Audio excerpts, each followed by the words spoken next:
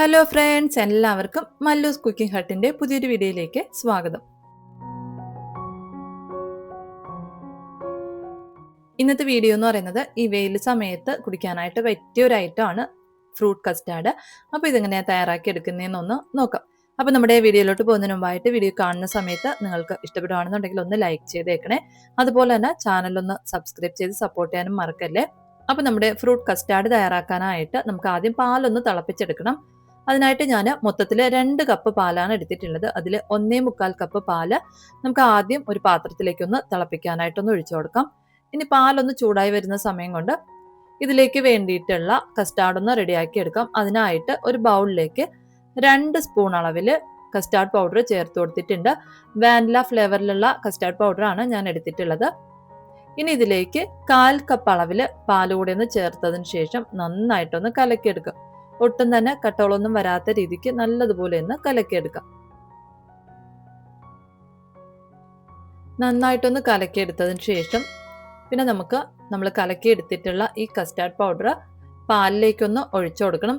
ഇപ്പം നമ്മുടെ പാലൊന്ന് ചൂടായി വന്നിട്ടുണ്ട്. ഈ ഒരു സമയം ഫ്ലെയിം ഒന്ന് ലോയിലോട്ട് മാറ്റിയിട്ട് നമുക്ക് ഈ ഒരു കസ്റ്റാർഡ് പൗഡർ ഇതിലേക്കൊന്ന് ഒഴിച്ചു കൊടുക്കാം. കസ്റ്റാർഡ് പൗഡർ ഒഴിച്ചു കൊടുക്കുമ്പം ലോ ഫ്ലെയിമിൽ വെച്ചിട്ട് ഇതുപോലെ ഒന്ന് ഇളക്കി കൊടുത്ത് വേണം ഒന്ന് ഒഴിച്ചു കൊടുക്കാനായിട്ട്.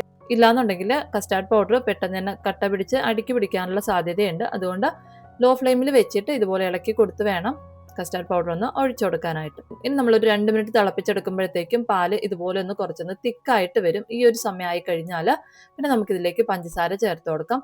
അപ്പം ഞാൻ 1/4 കപ്പ് അളവിൽ പഞ്ചസാരയാണ് എടുത്തിട്ടുള്ളത്. അത് നമുക്കിതിലേക്ക് ചേർത്ത് നന്നായിട്ടൊന്ന് തിളപ്പിച്ച് എടുക്കാം.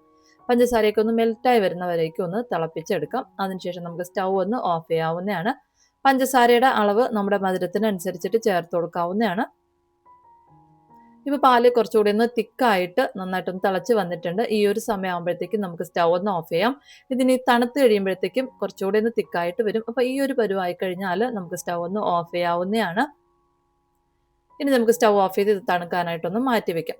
പാലൊന്ന് തണുക്കുന്ന സമയം കൊണ്ട് നമുക്ക് ഇതിലേക്ക് വേണ്ടിയിട്ടുള്ള ഫ്രൂട്ട്സ് ഒക്കെ ഒന്ന് റെഡിയാക്കി എടുക്കണം. അപ്പം ഞാൻ കുറച്ച് കറുത്ത മുന്തിരി ഒന്ന് കട്ട് ചെയ്ത് എടുത്തിട്ടുണ്ട്. അതുപോലെ തന്നെ ഒരു ആപ്പിൾ ഒന്ന് ചെറുതായിട്ട് കട്ട് ചെയ്ത് വെച്ചിട്ടുണ്ട്. കുറച്ച് പപ്പായയും ഒരു ഓറഞ്ചും ഒരു പഴവും പിന്നെ കുറച്ച് വാട്ടർമെലൺ കുരുവൊക്കെ ഒന്ന് കളഞ്ഞ് ചെറുതായിട്ടൊന്ന് കട്ട് ചെയ്ത് വെച്ചിട്ടുണ്ട്. അതുപോലെ തന്നെ ഒരു മാങ്ങയും ചെറുതായിട്ടൊന്ന് കട്ട് ചെയ്ത് വെച്ചിട്ടുണ്ട്. പിന്നെ എടുത്തിട്ടുള്ളത് കുറച്ച് ഈന്തപ്പഴവും അതുപോലെ തന്നെ കുറച്ച് മാതളവുമാണ്. ഇത്രയുമാണ് ഞാൻ എടുത്തിട്ടുള്ള ഫ്രൂട്ട്സ്. നമ്മുടെ കയ്യിൽ ഏതൊക്കെ ഫ്രൂട്ട്സ് ഉണ്ടോ അത് നമുക്ക് ഇതിലേക്ക് ചേർത്ത് കൊടുക്കാവുന്നതാണ്. അതുപോലെ തന്നെ ഫ്രൂട്ട്സിൻ്റെ അളവെന്ന് പറയുന്നത് നമുക്ക് ഇഷ്ടമുള്ള അളവിനനുസരിച്ചിട്ട് ചേർത്ത് കൊടുക്കാവുന്നതാണ്. ഏത് ഫ്രൂട്ട്സ് ആണോ നമുക്ക് ഏറ്റവും കൂടുതൽ ഇഷ്ടം അതിനനുസരിച്ചിട്ട് ആ ഫ്രൂട്ട്സിൻ്റെ അളവ് കൂട്ടി കൊടുക്കാവുന്നതാണ്. ഇപ്പം ഞാൻ എല്ലാ ഫ്രൂട്ട്സും ഒരേ അളവിലാണ് ഒന്ന് എടുത്തിട്ടുള്ളത്. ഇനി നമ്മൾ കട്ട് ചെയ്ത് വെച്ചിട്ടുള്ള ഈ ഫ്രൂട്ട്സ് എല്ലാം തന്നെ നമുക്കൊരു ബൗളിലേക്ക് ഒന്ന് ഇട്ട് കൊടുക്കാം. അതിനുശേഷം നമ്മൾ തണുക്കാനായിട്ട് മാറ്റി വെച്ചിട്ടുള്ള പാലിപ്പോൾ നന്നായിട്ട് തണുത്ത് വന്നിട്ടുണ്ട്. ഈ ഒരു സമയം പാല് നമുക്ക് ഇതിലേക്കൊന്ന് ഒഴിച്ചു കൊടുക്കാം. നമ്മൾ ഒഴിച്ചു കൊടുക്കുമ്പോഴത്തേക്കും ഈ ഒരു തിക്നെസ്സിൽ വേണം പാല് ഇരിക്കാനായിട്ട്. ഇനി നമുക്കിത് നന്നായിട്ടൊന്ന് മിക്സ് ചെയ്തെടുക്കാം. അതിനുശേഷം ഇതിന് മുകളിലായിട്ട് കുറച്ച് ചെറിയ കയ്യിലുണ്ടെന്നുണ്ടെങ്കിൽ അതും കൂടെ കട്ട് ചെയ്തൊന്ന് ചേർത്ത് കൊടുത്ത് ഒരു അരമണിക്കൂർ ഒന്ന് ഫ്രിഡ്ജിൽ വെച്ചതിന് ശേഷം നമുക്കിത് കഴിക്കാനായിട്ട് എടുക്കാവുന്നതാണ്. അപ്പോൾ ഇത്രയേ ഉള്ളൂ. നല്ല അടിപൊളിയായിട്ടുള്ള ഫ്രൂട്ട് കസ്റ്റാർഡ് റെഡി ആയിട്ടുണ്ട്. അപ്പോൾ എന്തായാലും ഒന്ന് തയ്യാറാക്കി നോക്കുക. നിങ്ങൾക്ക് വീഡിയോ ഇഷ്ടപ്പെടുകയാണെന്നുണ്ടെങ്കിൽ ലൈക്ക് ചെയ്യാനും അതുപോലെ തന്നെ ചാനലൊന്ന് സബ്സ്ക്രൈബ് ചെയ്ത് സപ്പോർട്ട് ചെയ്യാനും മറക്കല്ലേ. അപ്പോൾ പുതിയൊരു വീഡിയോയിലൂടെ നമുക്ക് വീണ്ടും കാണാം. Thank you, by.